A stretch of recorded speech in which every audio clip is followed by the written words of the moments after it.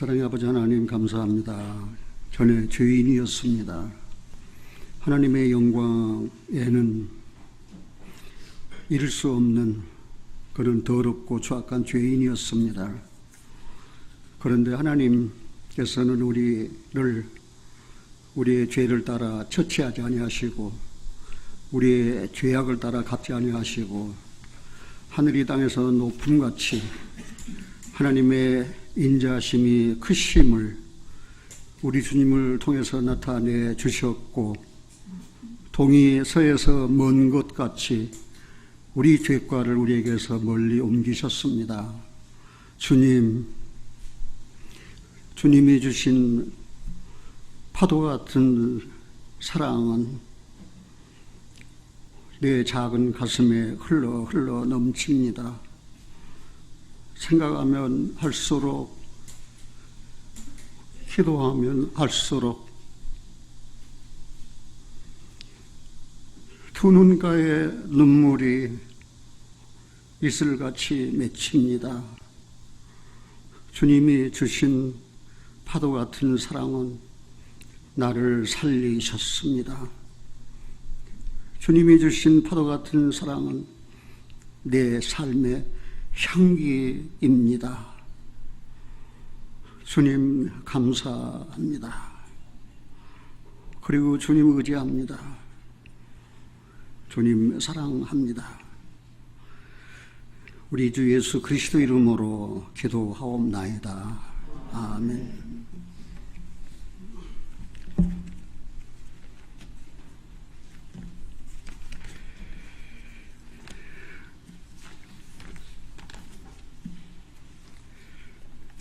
오늘 본문을 두 군데에서 택한 것은 연관이 있기 때문입니다. 누가복음 24장 지금 우리 읽은 대로 46절에서 49절을 보면, 또 이르시되 이같이 그리스도가 고난을 받고 제3일에 죽은 자 가운데서 살아날 것과 또 그의 이름으로 죄 사함을 얻게 하는 회개가 예루살렘으로부터 시작하여 모든 족속에게 전파될 것이 기록되었으니 너희는 이 모든 일의 증인이라. 볼지어다 내가 내 아버지의 약속하신 것을 너희에게 보내리니 너희는 위로부터 능력을 입혀올 때까지 이 성에 유하라 하시니라. 오늘 저는 제목은 성도 그리고 성령의 충만, 그 지혜로운 삶으로 이렇게 정했습니다. 그래서 성도란 말은 영어로는 saint라고 하는데, 거룩할 성자 무리도의 자예요. 거룩한 무리들이에요. 예배당에 다닌다고 다 성도가 되는 거 아니에요. 그냥 교인이 되는 거지 성도가 되는 거 아니에요. 성도, saint란 말은 아무에게나 할 수 있는 것이 아니에요. 저도 예배당에 오래 다녔는데 20년 동안은 교인이었어요. 교인. 기독교 교인, 장로교 교인, 감리교 교인, 침례교 교인. 그 교인은 하늘나라에 하나님의 아버지 집에 하나도 못 가요. 교인은. 그 누구만 가느냐? 성도만 가요. 그리스도인만 가요. 그리스도 영 있는 사람만 가는 거예요. 정말 여러분들은 작지만 복되고 또 말씀이 살아있는, 말씀이 숨쉬는 이 아름다운 교회, 이런 멤버가 되었다는 것은 정말 축복받을 일이에요. 예수 잘못 믿어가지고 폐가 망신한 사람이 얼마나 많은 줄 아십니까? 목사님하고 종교 찾아갔더니 목사가 아니고 먹사예요. 그냥 먹어 치우는 거예요. 그냥 그런 목사들이 많다는 거예요. 목사가 아니고 먹사들이 많다는 거예요. 작지만 복되고 말씀이 숨쉬는 그런 교회에 일원이 되었다고 하는, 일원이 된 여러분들은 자부심을 가져도 됩니다. 여러분들은 정체성을 뚜렷하게 가져야 됩니다. 내가 죄인이었습니다. 그러나 이제는 그리스도 안에서 의롭다 하고 거룩함을 얻은 성도입니다. 그런데 정체성을 확실히 가져야지. 내가 그리스도인이라는 것을. 그런데 정체성을 가지 아니하고 내가 그리스도인인데도 말입니다. 그리스도인이 아닌 것처럼 말입니다. 그다음에 죽은 고기는 흐르는 물에 떠내려갑니다. 산 고기는 아무리 물살이 세도 거슬러 올라가는 거예요. 그게 바로 생명력이에요. 그리스도인들에게는 그런 생명력이 있다는 사실입니다. 사랑하신 여러분들은 성도입니까? 성령 충만하십니까? 지혜로운 삶을 사십니까? 이거는 우리 생활에 확실히 아주 절실하게 요구되는 거예요. 이제 왜 성령으로 충만해야 되느냐? 그리스도인이 이제 말씀을 나누시겠지만 지혜로운 삶 반대는 무슨 삶입니까? 지혜 반대는 뭐예요? 어리석은 자, 어리석은 사람이에요. 지혜로운 자, 어리석은 자. 당신은 어리석하면 굉장히 기분 나빠요. 당신은 지혜로워하면은 마음이 흐뭇하고 말입니다. 그러나 사람이 너 어리석다, 너 지혜롭다 해서 좋아하고 나빠할 것이 아니고 하나님께서 보실 때 내가 지혜로운 자냐 아니면 내가 어리석은 자냐. 나는 일본 시대를 산 사람입니다. 내가 시골에 살았습니다. 아버지가 시골에 살다는 우리 자식들 다 무시쟁이가 되고 싶다. 내가 힘들고 어렵더라도 노동을 하더라도 도시로 가서 내 자식들을 공부를 시켜야 되겠다. 그래가지고 시골에서 도시로 갔습니다. 일본 시대에 한 인력거군이 있었습니다. 인력거가 뭔지 아십니까? 사람 태우고 사람이 끌고 가는 거예요. 그게 인력거예요. 사람을 태운 그 수레예요. 한 인력거군이 있었습니다. 그러면 드림 꿈이 있었습니다. 내가 돈을 많이 벌어야지. 그래서 예쁜 여자를 만나가지고 내가 결혼을 해서 아들 낳고 딸 낳고 그리고 행복한 가정을 이루어서 살아야 되겠다. 그래가지고 얼마나 열심히 일을 했는지 새벽부터 일어나서 밤늦게까지 무거운 인력거를 끌면서 돈을 벌어서 쌌어요. 어느 날이었습니다. 인력거를 끌고 아현동 고개를 넘어가다가 쓰러져서 그 자리에서 죽어버렸습니다. 그러면 그 꿈이 어떻게 되었습니까? 다 무너졌습니다. 그 고생하고 벌어서 쌓아놓은 재물이 다 어떻게 되었습니까? 다 헛것이 되었습니다. 우리는 성경에서 그런 말을 듣습니다. 너는 내일 일을 자랑하지 말라. 하루 동안에 무슨 일이 날지 네가 알 수 없다 그랬습니다. 오늘 밤 내용을 떠나면 마태복음에서 말하는 천국에 갈 것인지 요한복음에서 말하는 하나님의 집에 갈 것인지 그게 결정이 되어 있어야 돼요. 그게 결정이 되어 있지 않으면 하루하루가 불확실한 거예요. 살아도. 성령과 그리스도인 이건 뗄래야 뗄 수가 없는 거예요. 성령은 예수님께서 지금 누가복음 24장에 말씀한다. 하나님이 약속하신 것을 내가 받아서 너희에게 보내주겠다 그랬어요. 그리고 하나님께서 예수님께서 약속하신 것은 하나님께 받아서 너희에게 보내주시겠다. 그게 성령이거든요. 우리가 성령 하면은 책을 써도 몇 권을 써야 돼요. 이제 삼위일체 교리까지 다 나와야 되고 언급해야 되고 그러는데 그럴 시간이 없잖아요. 그래서 간단하게 성령은 하나님의 제3위입니다. 마귀도 3위예요. 마귀, 적그리스도, 거짓 선지자. 하나님도 성부 하나님, 성자 하나님, 성령 하나님, 그 3위가 일체입니다. 예수님은 스스로 이야기했어요. 자기 자신을 밝혔어요. 나는 하나님과 동등될 것으로 여기지 않는다. 나를 비웠다. 종의 형체로 내가 낮아져서 인간의 몸을 입고 세상에 왔다. 그리고 십자가에 죽는다. 너희 죄를 위해서. 그렇게 예수님이 정체를 밝히셨거든요. 그러고 난 다음에 예수님께서 이제 승천하시기 전에 제자들에게 약속했어요. 지금 누가복음 그 24장 그 내용이 그거 아닙니까? 내가 고난받을 것, 예수님이 고난받으실 것, 당신 십자가에 어떠한 죽음을 죽으실 것, 십자가에 죽을 죄가 있습니까? 그분은 십자가에 죽을 만한 죄가 없어요. 죄가 없으신 분이에요. 그는 인간의 인류의 혈통에 있는 아담의 자손이 아니에요. 그분은 여인의 후손이에요. 성령으로 잉태해서 세상에 오신 분이에요. 죄가 있을 수 없는 분이에요. 그런데 왜 십자가 죽습니까? 그 죽음은 대속의 죽음입니다. 내가 지은 죄를 대신 갚아주기 위해서 죽으시는 죽음입니다. 그리고 그 십자가에 고난 당하시고 십자가에 죽으셨잖아요.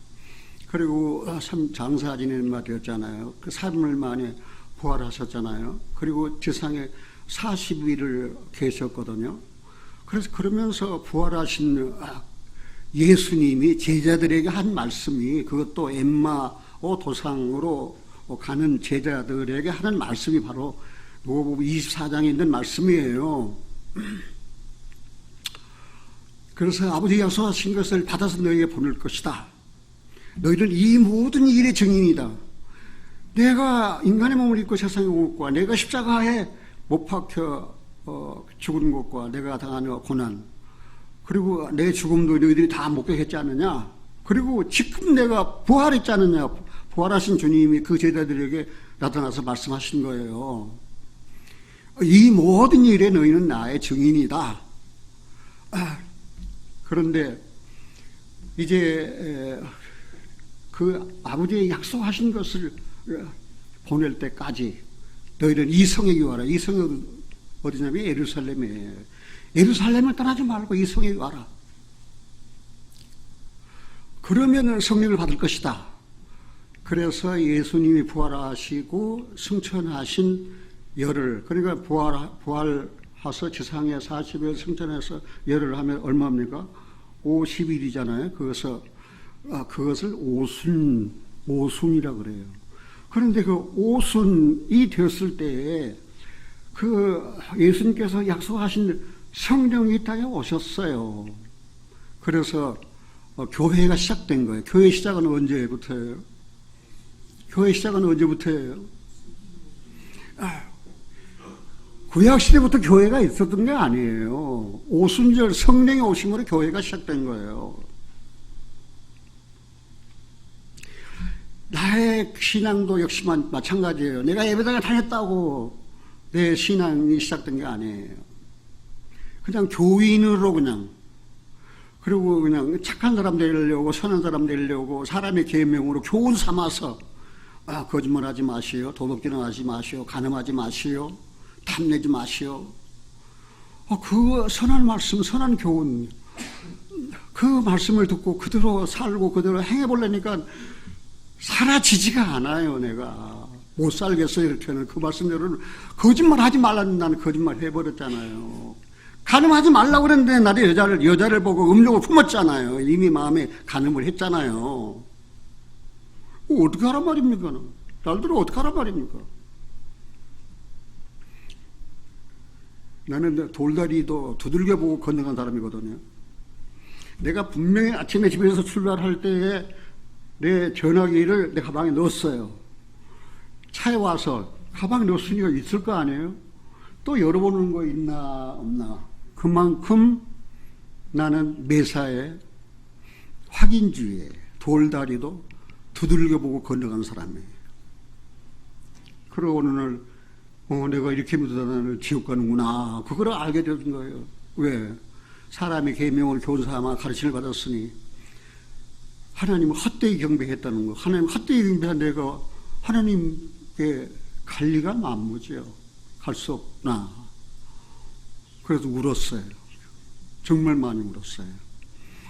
많이 우는 것뿐만 아니라 하나님을 쳐다보고 울었어요. 그리고 투덜렸어요. 하나님 너무하십니다. 내가 아는 하나님은 사랑의 하나님, 구원의 하나님인데 지금 내 꼴이 무엇입니까? 나는 구원도 못 받았습니다. 나는 사랑도 못 받았습니다. 그냥 예배당에만 다니기만 했습니다. 그러고 울었어요. 그런데 하나님이 내 마음을 여시고 성령을 주셨어요.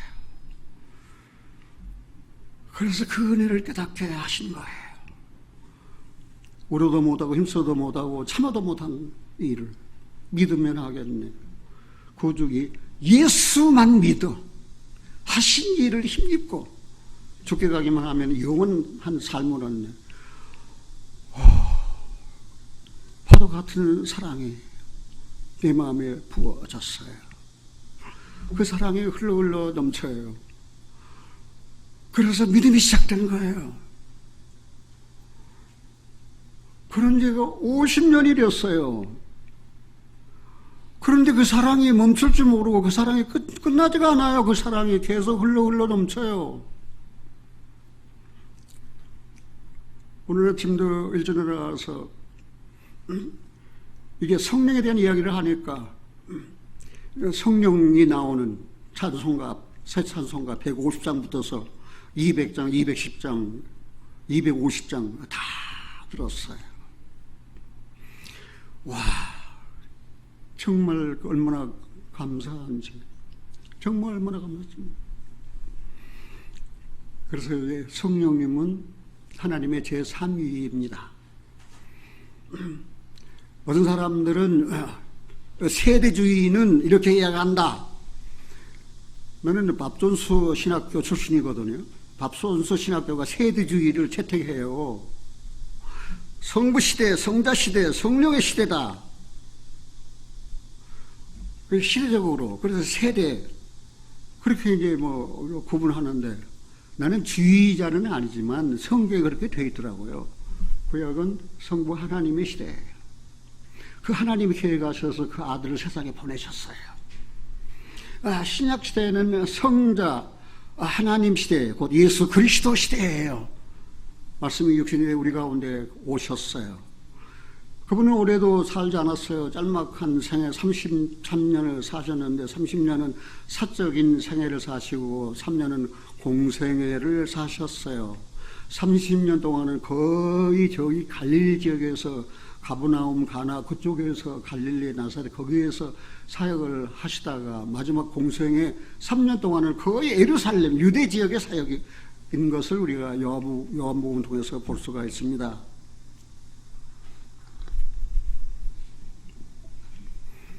그리고 아까 누가복음 24장 이한 대로 아버지 약속하신 것을 내가 네가 보낸다 그랬잖아요. 내가 간다. 그런데 내가 보낸다. 그런데 이 성령은 하나님의 영이라고도 합니다. 주의 영이라고도 합니다.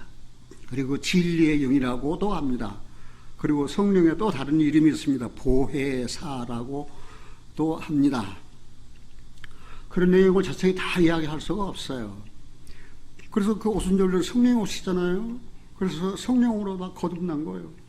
베드로도 성령으로 거듭나기 전에는 예수님 세 번씩이나 부인했어요.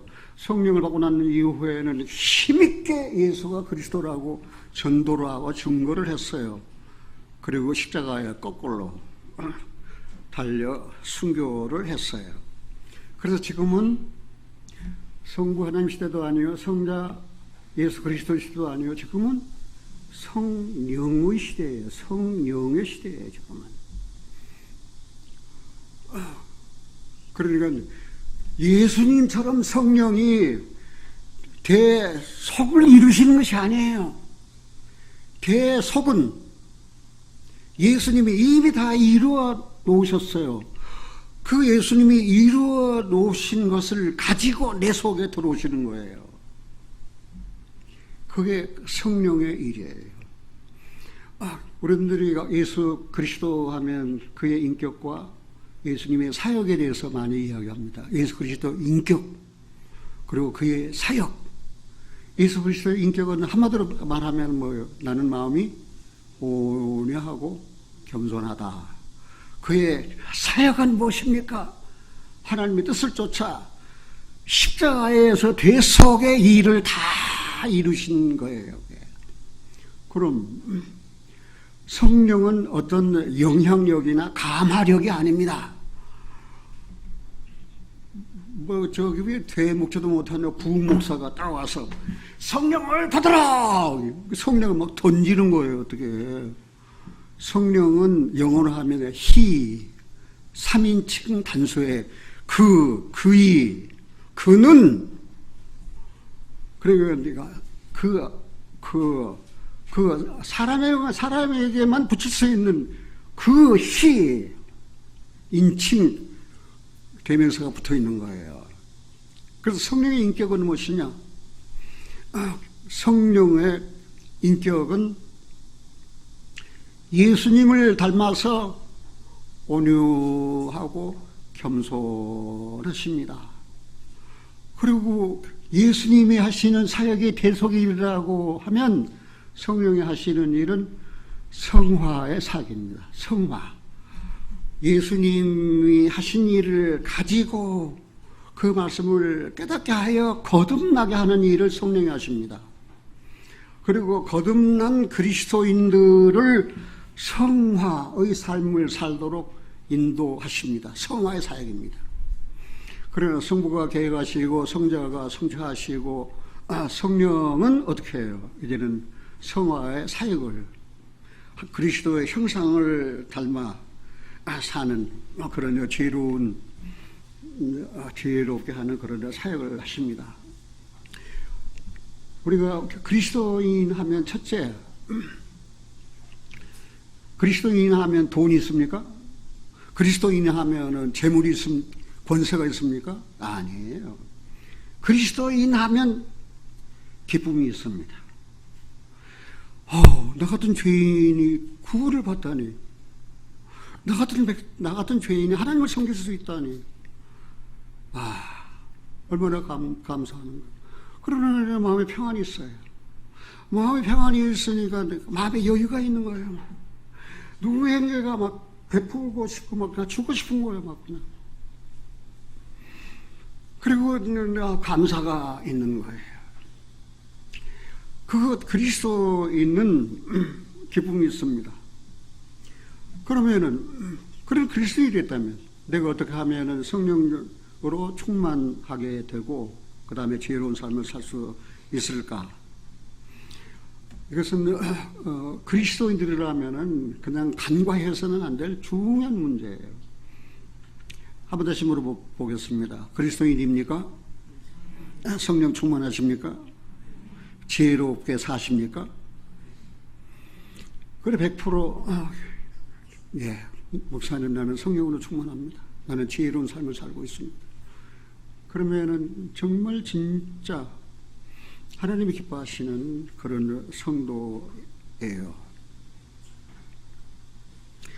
우리가 성령에 대해서 내가 목사라고 뭐 신학 공부했다고 뭐 여기저기 뭐 그렇게 떠버릴 것이 아니고 성령에 대해서 예수님이 뭐라고 말씀하셨는가 그거를 찾아보는 게 좋을 것 같아요. 요한복음 찾아보겠습니다. 요한복음 14장. 요한복음 14장입니다. 16절입니다. 빨리 못 찾으시는 분은 그냥 메모했다가 오늘 설교 듣고 그냥 끝내지 마시고 집에 가서 한 번 더 복습해 보는 게 중요해요. 16절 내가 예수께서 아버지께 구하겠어 하나님께 구하겠으니 그가 또 다른 보혜사를 그가 하나님이 다른 보혜사를 이거 보혜사 성령입니다. 너희에게 주사 영원토록 너희와 함께 있게 하시리니 17절 같이 읽겠습니다. 저는 진리의 영이라 세상에 능히 저를 받지 못하나니 이런 저를 보지도 못하고 알지도 못함이라. 그러나 너희는 저를 아나니 저는 너희와 함께 거하시며 또 너희 속에 계시겠음이라. 예. 성령을 예수님께서 보내셨습니까? 아니면 하나님께 구해서 하나님께 받아서 보냈습니까? 그래서 이 성령은 하나님의 영이라고 해요. 하나님으로부터 나왔거든요. 그리고 진리의 영이라고 하잖아요. 그리고 그 이름을 뭐라고 그랬어요? 보혜사. 보호해주겠다. 너희 길을 인도하고 너희 갈 길을 보호해 주겠다. 너희가 세상에 있는 동안 고아나 과부와 같이 버려두지 않겠다. 내가 너희와 항상 함께 하겠다. 언제까지? 영원히 함께 하겠다.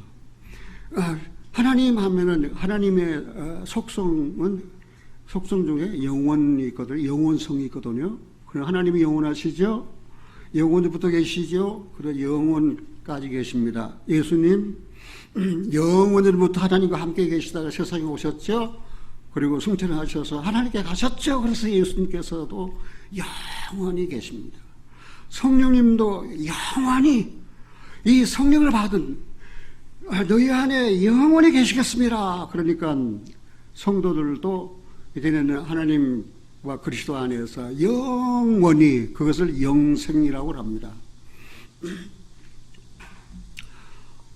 그래서 영원히 계시겠습니다. 이 성령에 대한 내용은 더 이상 내가 설명하지 아니하고 그냥 예수님께서 성령에 대한 내용을 그렇게 말씀하셨으니까 기억하시고, 그 다음 26절 보겠습니다. 23절입니다. 예수께서 대답하여 가로되 사람이 나를 사랑하면 내 말을 지키리니. 사람이 나를 사랑하면 내 말을 어떻게 한다고 그랬어요? 지키리니. 한번 물어보겠습니다. 사랑하는 형제자매님들, 예수님 사랑하십니까? 그러면 어떻게 한다고 그랬어요? 내 말을 지키리니. 이 말이 영이요 생명이에요. 이 말이 영이요 생명이에요. 이게 잡혀지거나 볼 수 있는 그런 영이 아니에요. 이 말, 내가 너에게 이런 말이 영이요 생명이다. 너희가 나를 사랑하느냐? 그러면 내 말을 지킨다 그랬습니다. 그 말을 듣지도 않았는데 그 말씀을 어떻게 지켜요? 너희는 내가 일러줄 말로 이미 깨끗하였으니 내 안에 거하라. 나도 너희 안에 거하겠다고 예수님께서 말씀하셨거든요. 내 아버지께서 저를 사랑하실 것이요 우리가 저에게 와서 거처를 저와 함께 하리라. 그러니까 성령으로 거듭난 그리스도인들은 하나님과 예수님이 함께 오셔서 거하시는 성전입니다. 성전. 그리스도인의 몸이 성전이 하나님이 거하신 성전이에요. 하나님이 그리스도께서 하나님과 함께 성도 안에 거하셔요. 무엇으로 말미암아? 너희 안에 거하시는 성령으로 말미암아. 그러니까 성전입니다. 구원받아가지고 10년 돼도 내 몸이 성전인지 모르는 사람들이 있다면 이거 참 문제입니다. 그 다음 24절 나를 사랑하지 아니하는 자는 내 말을 지키지 아니하나니 너희의 듣는 말은 내 말이 아니요 나를 보내시는 아버지의 말씀이니라. 그러니까 예수님이 누구에게 의존되어 있어요? 하나님에게 의존되어 있잖아요. 너희 듣는 말은 내 말이 아니다. 내 아버지의 말씀이다. 그러니까 예수님도 하나님께 의존되어 있는데 구원받은 그리스도인들 하나님 말씀을 들었으면 우리는 주님께 의존되어 있고 하나님께 의존되어 있는 거예요. 우리는. 다음 보겠습니다. 25절 같이 읽겠습니다. 내가 아직 너희와 함께 있어서 이 말을 너희에게 하였거니와 보혜사 곧 아버지께서 내 이름으로 보내실 성령 그가 너희에게 모든 것을 가르치고 내가 너희에게 말할 모든 것을 생각나게 하리라. 성령이 오시면 예수님이 말한 것을 어떻게 해요? 가르치고 생각나게 하시는 분이 누구예요? 생각나요. 이제 생각난다. 그때 수양회 때 예수 그리스도는 우리의 화목제물이라고 하셨다. 그렇지. 내가 하나님과 마음으로 원수가 되어 있을 때 그리고 하나님께 갈 수가 없는데 그리스도께서 십자가에 죽으심으로 나를 하나님과 화목시켜 주셨다. 그때 들은 말씀이 생각이 나는 거예요. 그 깨달음이 오는 거예요. 그러면 나는 하나님과 화목되지 않느냐? 그리스도로 말미암아. 믿는 게 그렇게 어렵습니까? 믿는 거 어렵지 않아요. 아주 very simple한 거야. 단순한 거예요. 단순해. 그냥. 어렵고 복잡한 건 나지. 내 마음이지. 내 마음이 어렵고 복잡한 거예요. 내 마음이 아주 complicated. 아주 복잡한 거예요. 그 돈 벌어야지, 그 다음에 뭐 조져야지, 돈 쌓아야지, 그 다음에 어쩌고 어쩌고. 하나님 모르면 어리석은 자예요. 아무것도 죽으면 아무것도 가져가는 것이 없어요. 나는 이 세상 거 다 털어버리고 하나님 앞에 가면 하나님께서 두 손 벌려 나를 환영해. 나의 사랑하는 내 아들 창범아, 내가 너 기다렸다. 내가 너 올 줄 알고 내가 기다렸다. 가슴에 품어 안고 바다 같은 넘치는 사랑으로 나를 더욱 사랑하실 거예요. 나는 그 사실을 알아요. 성령이 하시는 일 두 가지가 뭐예요? 가르치시고, 그 다음에 누구를 생각나게? 예수님을 생각나게 한다 이 말입니다. 내가 너희에게 가르치고 내가 한 일을 너희에게 생각나게 하시는 분이 누구예요? 성령이다 그 말, 성령이시다 그 말입니다. 바람 보입니까? 안 보입니까? 바람이 불지만 어디서 와서 어디로 가는지 모릅니다. 그러나 누나가 빨래를 널어놨습니다. 바람이 몹시 불면 빨래가 어떻게 됩니까? 떨어집니다. 그러면 뭐라고 합니까? 바람은 안 보였지만 바람이 몹시 불었구나. 그걸 아는 것처럼 성령이 오시면 내 죄가 다 떨어졌어요. 다 떠나가 버렸어요. 없어졌어요. 왜요?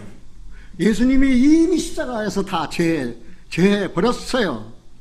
이 땅의 죄악을 하루 만에 다 죄해 버렸어요. 그거를 생각나게 하시는 분이 성령이시다 그 말입니다. 뭐 성령을 받으면 뭐 귀신을 쫓아낸다, 성령을 받으면 뭐 안림에 일어선다, 성령을 받으면 뭐 능력을 행한다, 성령을 받으면 성령의 인격과 사역도 알지 못하면서 말입니다. 헛소리, 헛된 걸 가르치는 목사 아닌 먹사들이 많이 있습니다. 너무나 가슴 아파요.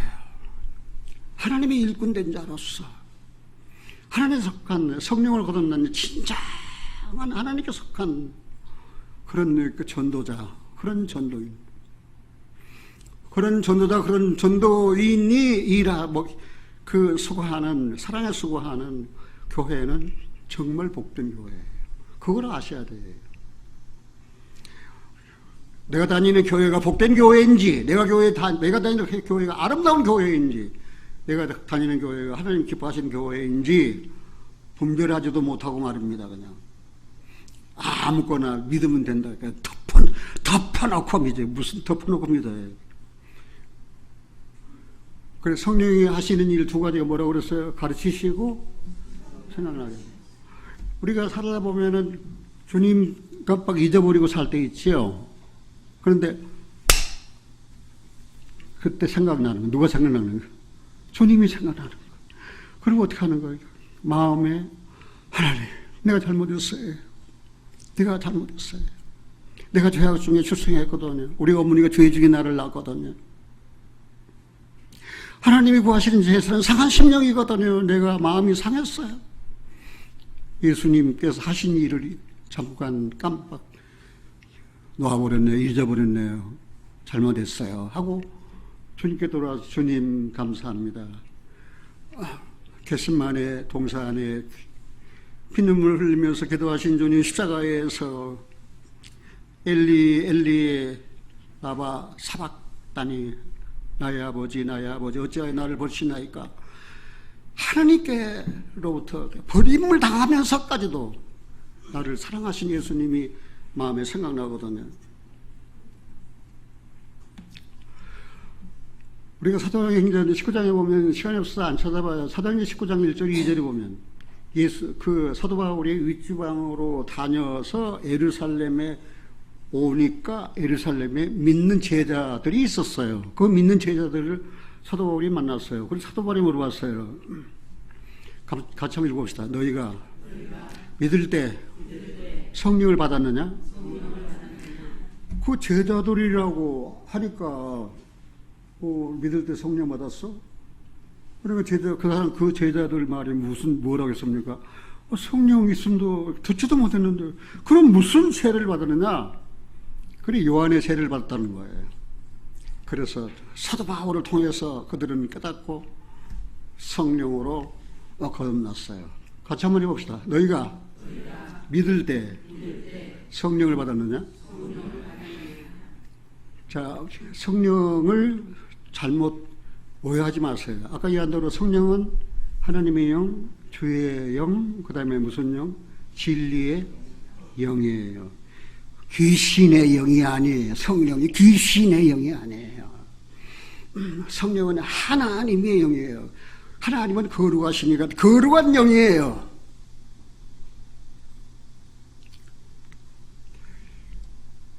성령은 주의 영이에요.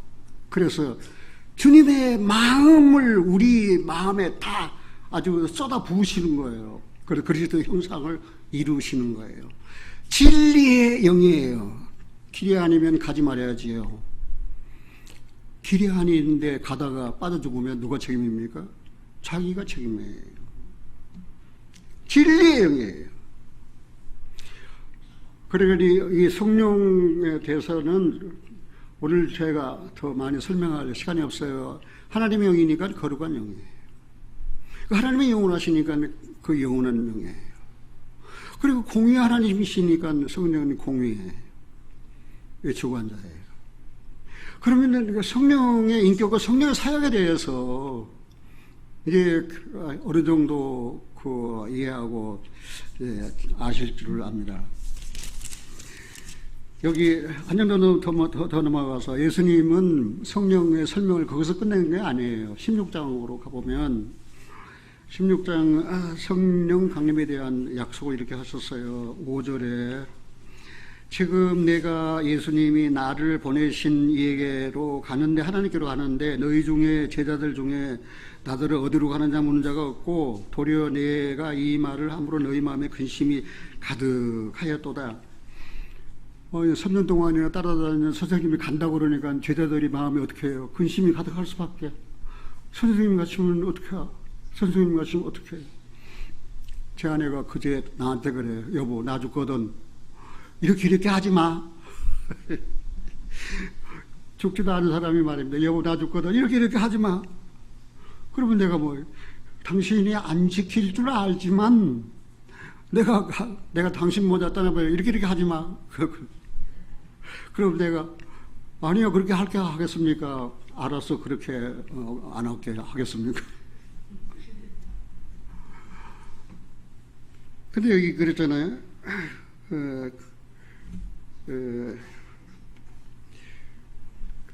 주님이 간다니까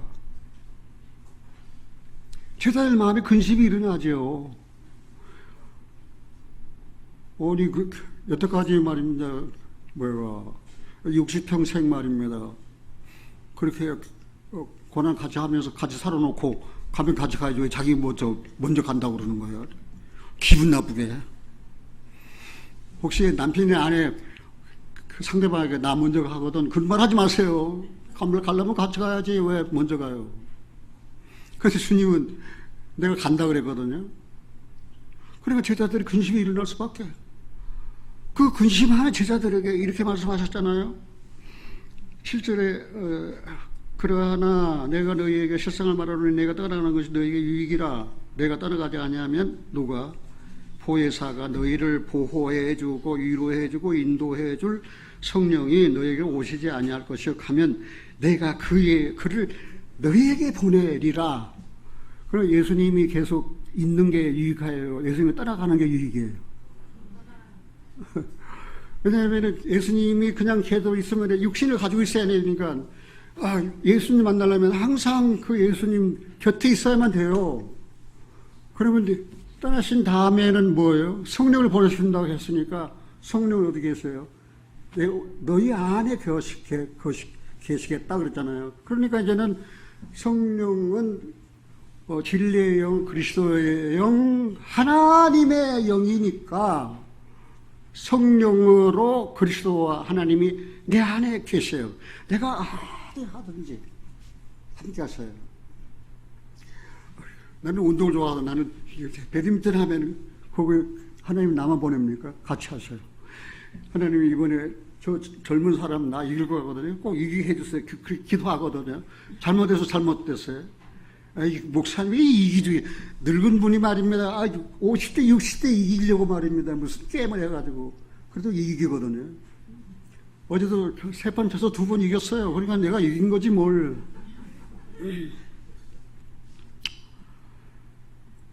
그럼 예배당에 오실 때만 성령이 함께 하십니까? 내가 술집에 가도 성령님은 함께 가시는 거예요. 거기에. 그걸 아십니까? 그래서 성령을 모셔가지고 술집에 가서 뭐 권커니 작하니 구워라 마셔라 새 노새 젊어서 노새 뭐. 그러면 성령님이 좋아하실 거예요. 탄식하실 거예요. 내가 너 위하여 죽었는데 너는 술의 종로로 타느냐? 내가 너 위하여 피 흘려 죽었는데 너는 막걸리 타령이나 하고 있느냐? 너 나쁜 사람이야. 너 정말 나쁜 사람이야. 그렇게 성령이 내가 술집에 가도 떠나시지 않고 내 안에서 탄식하시는 거예요. 그리고 책망하시는 거예요. 그래서 책망을 듣고 난 다음에 어떻게 하는 거예요? 자백하는 거예요. 저는 미쁘시고 의로사 우리 집을 사시면 모든 불의에서 우리를 깨끗게 하신다 그랬잖아요. 우리가 우리 죄를 자백하면 회개는 그리스도인의 회개는 한 번뿐이에요. 생명 얻는 회개 한 번뿐이에요. 이제 하나님의 자녀가 됐으니까 자녀로서 죄를 지면 아버지 앞에 고백을 해야지, 자백을 해야죠. 맞든지 맞아 죽든지 살든지 살려주시면 살고 죽으면 죽는 거예요. 그런 자신감도 없이 죄 짓습니까? 그리스도인이? 내가 이 죄 짓는 죽는다. 자신 있으면 죄 지세요.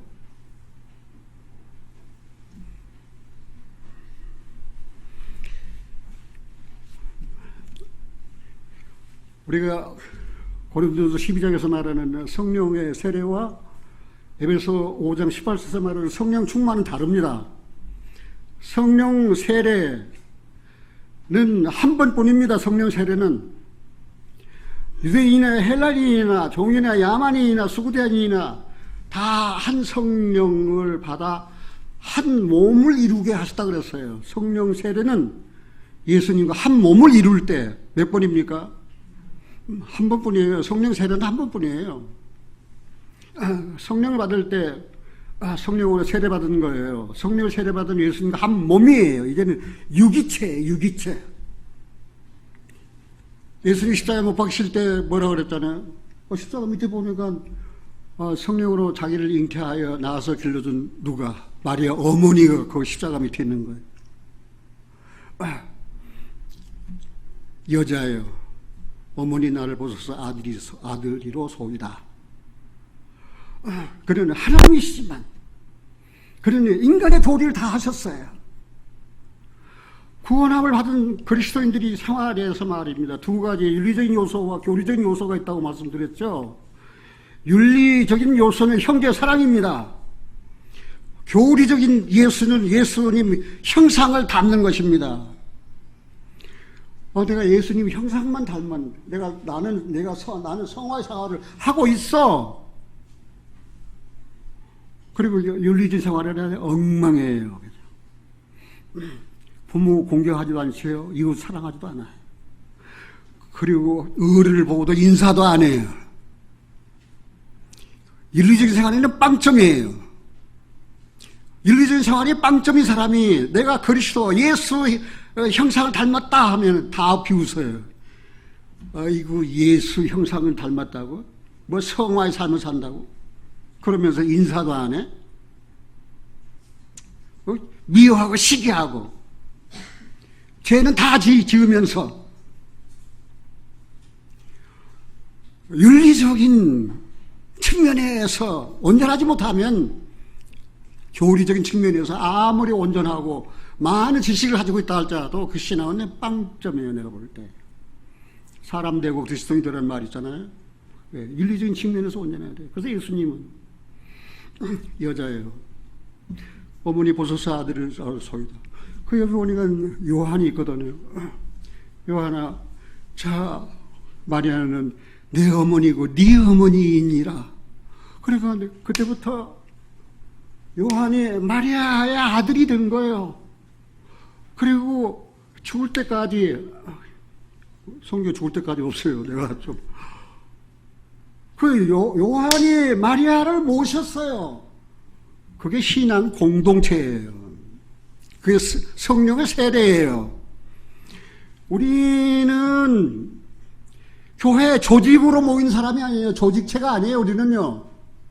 우리는 그리스도와 한 몸 유기체예요.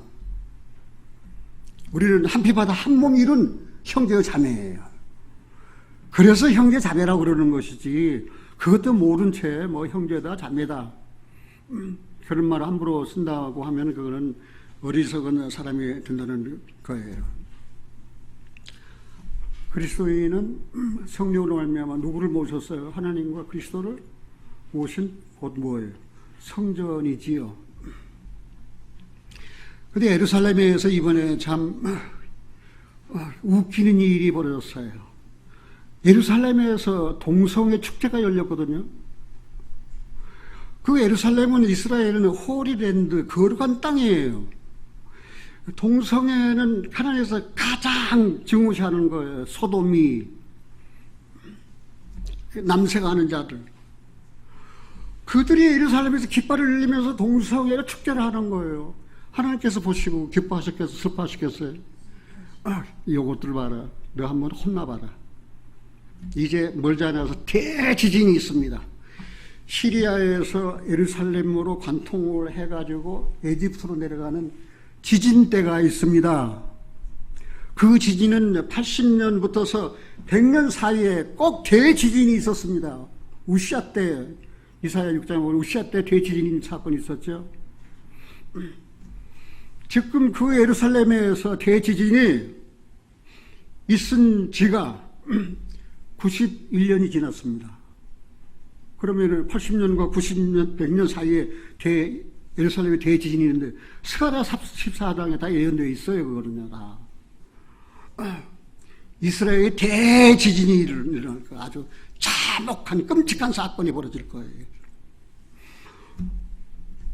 그래서 그 동성애 축제를 함으로 하나님의 진노, 하나님의 심판을 지금 당기고 있는 거예요. 우리가 들림 받을 날이 얼마 안 남았어요. 마지막 나팔 소리가 납니다. 성도라고 구원받았다 하는 그리스도인들이 땅에서 발이 들리느냐, 땅에 붙어 있느냐, 그게 문제입니다. 땅에 붙어 있으면 성도 아닙니다. 마지막 나팔 소리가 날 때 땅에서 발이 들려 있으면 그는 휴거됩니다. 공중에서 7년 혼인잔치가 있습니다. 그게 계시록 19장에 임하다 예언되어 두 큰 잔치에 대한 예언이 계시록 19장에 이미 다 예언되어 있어요. 자, 성령의 충만은 어떤 감화력이나 영역력이 아니고 사역과 관계가 됩니다. 전도자들, 하나님의 말씀을 전하는 전도자들, 성령으로 충만된 사람들입니다. 말씀을 전하면 놀라운 기적이 일어납니다. 죽었던 사람들이 구원을 받습니다. 하나님께 돌아옵니다. 그래서 성령 충만은 사역과 관계가 되는데요. 예수님은 양에게 생명을 주고 또 어떻게 한다고 그래서 양으로 풍성히, 그러니까 성령의 사역도 역시 마찬가지입니다. 성령 오시면 생명을 얻습니다. 거듭납니다. 그리고 양에게 생명을 주되 그 풍성히라고 말씀하신 것처럼 성령으로 거듭난 그리스도인들은 성령으로 충만케 하십니다. 성령으로 충만케 하십니다. 사역과 관계가 되는 거예요. 구약 성경에 보면은 성령에 충만한 사람들을 하나님께서 부사렐, 오홀리압을 택해 가지고 성령으로 충만케 하셔서 성막을 짓게 하셨습니다. 성막을 짓는데 공교한 기술이 필요하거든요. 그 인간의 지혜로는 제사장의 의복도 제대로 만들 수가 없어요. 그래서 성령으로 충만한 사람들로 하여금 성막을 짓게 하셨습니다. 신약시대는 사도들에게 성령으로 충만케 하셨습니다. 그래서 예수님을 3번씩이나 부인했던 베드로는 사도행전 4장에 보면은 유대인과 대제사장들이 아주 가로막고 금하고 예수의 이름을 전하지 말라 하고 했을 때 성령으로 충만하여 예수께서 십자가에 못 박혀 죽으심으로 우리 죄가 다 사해졌다. 이스라엘이여 정령이 이 사실을 알아라고 성령으로 충만해서 그렇게 복음을 전했습니다. 성령으로 충만하면 이렇게 복음 전도가 일어납니다. 그런데 성령을 왜 받아야 되느냐? 성령을 받아야 되는 것, 성령의 충만을 받아야 되는 이유는 주님의 지상 명령입니다. 불교다 맨날이 못돼요. 성령이 내 아버지의 영을 너희에게 보낼 것이다. 그래서 그 영, 성령을 받기 전까지는 이 예루살렘을 떠나지 말아라. 그러더니 오순절에 성령이 임하셨잖아요. 그리고 사도행전 1장 8절에 뭐라고 했습니까? 성령이 임하시면 권능을 받고 예루살렘과 유다와 사마리아와 땅까지 이르러 내 증인이 되리라. 그 말씀이 성취되었잖아요.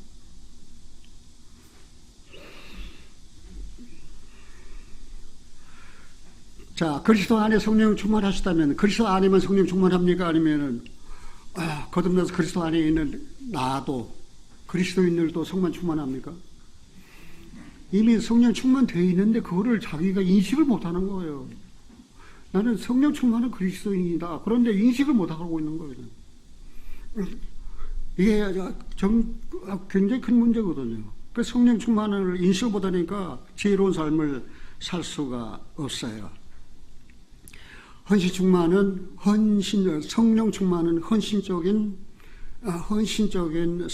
헌신적인 그리스도인의 기준입니다. 우리 사도행전 6장에 보면은 일곱집사를 선택할 때 성령의 충만한 사람을 선택했습니다. 우리 교회도 교회 일꾼 세울 때 성령 충만한 사람을 일꾼으로 세웁니다. 성령 충만하지 않은 사람은 일꾼으로 세우지 않습니다.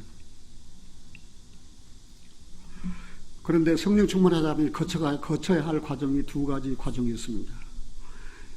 첫째 과정은 자기 일을 부인해야 됩니다. 나는 아무것도 아닙니다. 나는 주께서 은혜를 주셔서 믿음으로 구원받게 한 사람입니다. 나는 아무것도 아닙니다. 두 번째 과정은 자기 십자가를 져야 됩니다. 오늘 주보에 나왔잖아요. 그리스도인이 세상에 있는 동안 성도라면 세상과 마귀와 육체와의 싸움이 있다. 세상과 마귀는 밖에서 오지만 육체와의 싸움은 자기 안에 있다. 구원받은 그리스도인들은 싸울 대상이 있어요. 첫째는 세상입니다. 둘째는 마귀입니다. 그 다음은 무엇입니까? 자아입니다. 이 구원받았지만 이 자아가 처리 안 돼가지고 자기 십자가를 지지 않아가지고 자아가 항상 내 참된 신앙을 다 망쳐버리는 거예요. 방해해버리는 거예요. 사랑하신 형제자매님들이에요. 왜 성령을 충만해야 되느냐? 죄의 유혹을 이겨야 되기 때문입니다. 구원받아가지고 죄의 유혹이 없습니까? 구원받아가지고 죄의 유혹이 얼마나 많은지 모릅니다. 마귀의 계계를 물리치고 이겨야 된다는 사실입니다. 성령 충만하지 않으면 죄의 유혹을 이길 수 없어요. 목사님, 내가 살다 보면은 나는 오늘도 죄의 유혹을 받아가지고 이렇게 쓰러지고 넘어졌거든요. 그 결과가 뭐예요? 성령으로 충만하지 않았기 때문에. 목사님, 나는 마귀가 나를 이렇게 꼬셨거든요. 그래서 나는 마귀 계계에 넘어졌거든요. 진리 허리띠를 매라고 했는데 진리로 허리띠를 매지 않았거든요. 진리 허리띠가 느슨해가지고 진리. 야고보서가 왜 기록된 줄 아십니까? 믿음을 자랑하는 거야. 나는 예수를 믿음으로 구원받았어. 나는 예수님을 믿음으로 구원받았어. 그러면 야고보 사도가 딱 볼 때 믿음으로 구원받았어? 믿음으로 구원받아 자랑하지 마라. 행함이 없는 믿음은 죽은 믿음이야. 그걸 말씀하시는 거예요. 그 믿음을 탓하는 거 아니에요. 그냥. 그 구원받다는 사람들 보면 말입니다. 나는 믿음으로 구원받아서 말씀 몇 장 몇 절, 이사야 44장 22절, 에베소 2장 8절 5절, 요한복음 5장 24절, 그 다음 다 이해하지만 나는 믿음으로 구원받았다. 그것만 자랑할 것이 아니에요. 행함에 따라오느냐 그 말입니다. 그러니 야고보서 행함이 없는 믿음은 죽은 믿음이다. 믿음으로 구원받았어. 잘했어. 그렇지만 행함이 있어? 행함이 없잖아. 그럼 그 믿음 자랑하지 마라. 진정한 믿음은 행함을 수반한다는 사실을 알 수 있는 거예요. 집안일이라고 항상 화목하고 평안한 거 아십니까? 천만의 말씀이에요. 시간이 많이 갔다고 탓하지 마세요. 내가 의뢰가 되니까. 자, 우리 형제가 읽은 오늘 우리 찬양 때 불렀던 찬양 들립니까? 와, 나는 이거 눈시울 짓고 하더라고. 정말 우리가 사랑하는 거. 내가 무엇인 지고 세상에서 방황에 헤맬 때 우리 주님이 그 짐을 맡아주셨어. 그리고 나를 사랑하셨어요. 그 주님을 찬양 안 할 수 있어요. 그러니까 성령이 충만하면 나타나는 게 세 가지입니다. 하나는 시와 참여 신령한 노래로 서로 화답합니다. 그리고 마음으로 주께 노래하고 찬송합니다. 범사의 주 예수 그리스도 이름으로 항상 아버지 하나님께 감사합니다. 그리스도를 경외함으로 피차 부정합니다. 이게 성령 충만의 결과예요.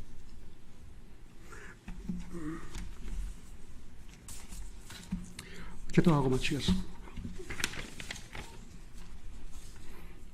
사랑의 아버지 하나님, 이런 교회가 되게 해달라고 나와 우리 사랑하는 형제자매들이 기도합니다. 진정한 예배가 숨쉬는 교회 되게 해주세요. 주님이 주인이 되신 교회가 되게 해주세요. 믿음의 기도가 쌓이는 교회가 되게 해주세요. 최고의 찬양을 드리는 교회가 되게 해주세요. 말씀이 살아 움직이는 교회가 되게 해주세요. 섬김과 헌신이 기쁨이 되어 열매 맺는 아름다운 교회가 되게 해주세요. 하나님이 우리 교회를 여기 세우신 이유가, 목적이 바로 그것입니다. 하나님의 뜻을 쫓아 하나님 지혜롭게 우리가 생활할 수 있도록 도와주시고 인도해 주시옵소서. 사랑하는 우리 교회 하나님 더 많이 사랑해 주시옵소서. 각 가정들을 돌봐 주시옵소서. 이로부터 난 지혜는 화평케 하고 평강의 열매를 맺는다고 했습니다. 성도가 가는 그 어느 곳이든지 그런 화평의 열매가 나타나는 그런 생활이 되도록 하나님 도와주시고 인도해 주시옵소서. 우리를 사랑하시고 침 한 번 삼킬 동안도 우리를 떠나지 아니하시고 버리지 아니하시는 우리 주님의 은혜를 생각하며 감사해서 기도합니다. 우리 주 예수 그리스도 이름으로 기도하옵나이다. 아멘.